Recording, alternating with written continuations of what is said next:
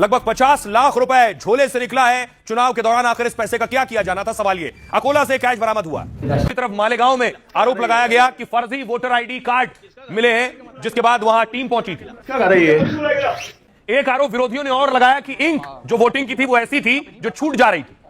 उसके बाद देखिए जरा, हमारे सहयोगी ने ये एक टेस्ट भी किया, लेकिन इंक वाकई निकल जा रही थी। ये जो पूरा मामला है, ये बस एक जगह पे नहीं बट काफ़ी सारे और जगहों से भी सामने आ रहा है। पुणे में रोहित पवार हो गए, मुंबई में सचिन सावंत हो गए जो कि कांग्रेस के रिप्रेजेंटेटिव है, उन्होंने भी इसको सामने लाया। और अभी हम देख सकते हैं कि कैसे हमने आपके सामने, जो कि पहले यहाँ पे एक नीला एक मार्कर था, कुछ यहाँ पे था और कुछ नाखून पे था, और अभी अगर हमने निकाल दिया इसको, I hope I am not hurting you, अगर हमने निकाल दिया तो ये ऑलमोस्ट पूरी तरीके से ये जो मार्कर ये निकल गया। राज ठाकरे कह रहे हैं, एमएनए चीफ राज ठाकरे ने वोटिंग के दौरान बड़ा दावा किया, उंगलियों पर लगी स्याही को केमिकल से मिटाया जा रहा है, सरकार सत्ता में बने रहने के लिए कुछ भी कर सकती है। उद्धव ठाकरे कह रहे हैं, उद्धव ने भी वोटिंग में इस्तेमाल स्याही पर सवाल उठाए। उद्धव ने चुनाव आयोग से इस पर तत्काल ध्यान देने को कहा, नहीं तो चुनाव आयोग दफ्तर के बाहर धरने पर बैठने की चेतावनी दे दी। पहली बार देख रहे हैं कि स्याही को साफ किया जा सकता है। पुरानी ईवीएम मशीनें लगाई गई हैं, इन लोगों में सत्ता पाने का इतना लालच है, मैंने ऐसी बेशर्म सरकार कभी नहीं देखी। इसलिए वो वन नेशन वन इलेक्शन चाहते हैं, ताकि वो पूरे देश में एक ही समय में धोखाधड़ी और गड़बड़ी कर सकें। उद्धव ने लोकतंत्र की सरेआम हत्या का आरोप लगाया। देवेंद्र फडणवीस ने पलटवार किया उद्धव और राज ठाकरे पर। मीडिया के सामने अपनी उंगली रगड़ते हुए पूछा, देखो स्याही मिट रही है क्या? हर चीज पर सवाल उठाना ठीक नहीं है। चुनाव आयोग ने भी इस मुद्दे पर बयान जारी किया है। चुनाव आयोग ने कहा, वायरल वीडियो की जांच की जाएगी, अगर स्याही मिटाकर कोई दोबारा वोट करने आया है तो उस पर सख्त एक्शन लेंगे। तो आज सभी नगर निगम पर वोटिंग हो गई है। देखिए जरा कैसे अलग अलग नगर निगम पर कौन कौन किसके खिलाफ लड़ रहा है। मुंबई, ठाणे, कल्याण, डोंबिवली में बीजेपी शिवसेना साथ है, अजित पवार खिलाफ लड़ रहे हैं। मीरा भाईंदर, नवी मुंबई में बीजेपी, शिवसेना, एनसीपी सब एक दूसरे के खिलाफ लड़ रहे हैं। पुणे, पिंपरी चिंचवाड़ में बीजेपी एक तरफ है और चाचा भतीजे एक तरफ है, शरद पवार और अजित पवार। कोल्हापुर में बीजेपी, एनसीपी एक साथ और शिवसेना अलग लड़ी चुनाव। नासिक में शिवसेना, एनसीपी एक साथ और बीजेपी अलग लड़ी है चुनाव। ये इस तरह से अजब दोस्ती और गजब मुकाबला था।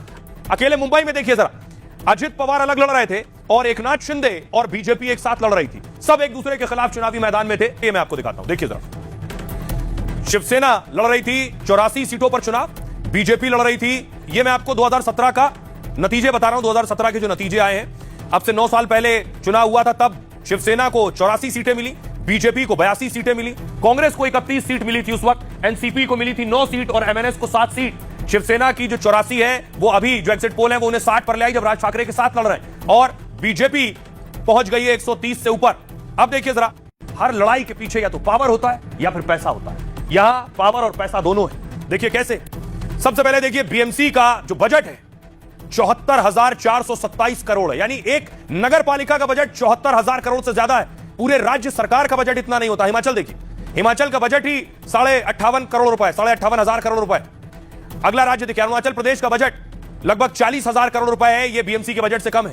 मणिपुर का बजट लगभग 35,000 करोड़ रुपए है, यह भी बीएमसी के बजट से कम है। त्रिपुरा का बजट लगभग 32,500 करोड़ रुपए, यह भी बीएमसी के बजट से कम है। और देखिए गोवा का बजट, बीएमसी का बजट लगभग 74,500 करोड़ और गोवा का बजट लगभग 28,000 करोड़, बहुत कम है।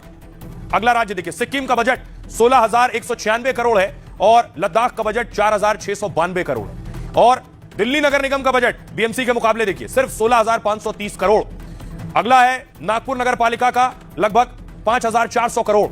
140 साल पुरानी बीएमसी का बजट 74,427 करोड़ है। यह देश के कई राज्यों के बजट से अधिक है।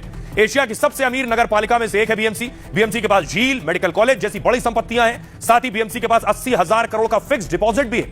इससे हर साल 1,600 करोड़ से ज्यादा ब्याज से ही मिल जाता है।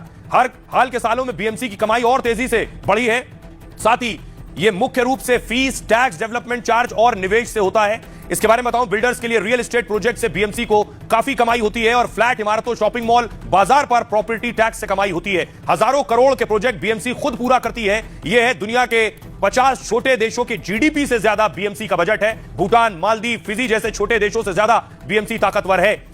अब सोचिए, बीएमसी बेवजह नहीं है, लड़ाई इसलिए और बड़ी है क्योंकि पैसा और पावर दोनों है।